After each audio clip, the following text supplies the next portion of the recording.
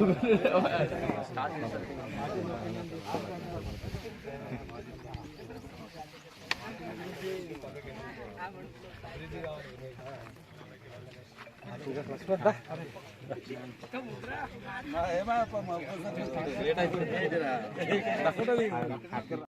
నమస్కారం. ముందుగా నూతన సంవత్సర శుభాకాంక్షలు అందరికీ.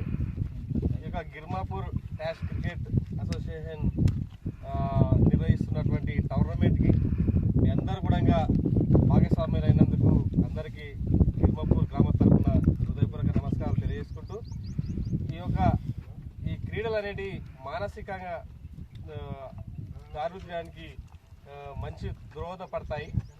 అదేవిధంగా మీరందరూ కూడా క్రీడలు గెలుపోవటం అనేది సహజం. మనమంతా కూడా పక్కనే ఉన్నాం కాబట్టి అంపైర్ డిసిషన్ ఫైనల్ డిసిషన్గా తీసుకోవాలి. ఎవరు ఓడినా గెలిచినా మన దీని గురించే. ముఖ్యంగా మీకు అందరికి ఒకటే చెప్తున్నాము, ఎవరైనా క్రీడలలో దాంట్లో అథ్లెటిక్స్లో కూడా మీరు ఎవరైతే నైపుణ్యం గ్రామీణ స్థాయిలోనే గట్టిగా ఉన్న క్రీడాకారులు ఉంటారు. ఇంకా పట్టణాలలో వాళ్ళు ట్రైనింగ్ తీసుకున్న ఎంత ఉన్నా మన శక్తికి మించి ఉండదు.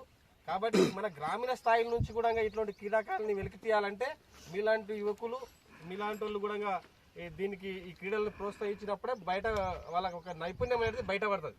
కాబట్టి క్రికెటే కాకుండా అన్ని క్రీడలను కూడా ఎవరైతే కూడా చుట్టుపక్కల గ్రామాలలో ఎవరైనా ఉంటే మా దృష్టికి తీసుకొచ్చే ఖచ్చితంగా మీకు సహాయ సహకారాలు అందిస్తాం. అదేవిధంగా ఇంత చక్కటి చిన్న మారుమూల ప్రాంతం గిర్మాపూర్ అంటే ఎన్ని టీంలు 30 టీంలు కూడా రావడం అనేది చాలా సంతోషకరం. ఇట్లాంటి మారుమూల ప్రాంతాలలో మీరు ఆడుతుంటే చాలా సంతోషంగా ఉంది. మేము లాస్ట్ రోజు కూడా ఎమ్మెల్యే గారు తీసుకురావడానికి ఖచ్చితంగా తీసుకొస్తాం కప్పు ఇప్పించడానికి. అప్పుడు క్రీడా ఈ మైదానం చూస్తుంటే కొద్దిగా బాగా ఇబ్బంది ఉంది. కాబట్టి మీ అందరికి కూడా క్రీడా మైదానాల విషయంలో కానీ క్రీడల గురించి కానీ ఏం చేస్తే బాగుంటుంది ఊరికి అని చెప్పి మీ అందరు కూడా ఒకటి చేస్తే దాన్ని ఖచ్చితంగా ఎమ్మెల్యే గారి దృష్టి తీసుకెళ్ళి మీ యొక్క సమస్యలు పరిష్కరించడానికి మేము ముందుంటామని చెప్పి తెలియజేసుకుంటూ, ఇంకా ముందు కూడా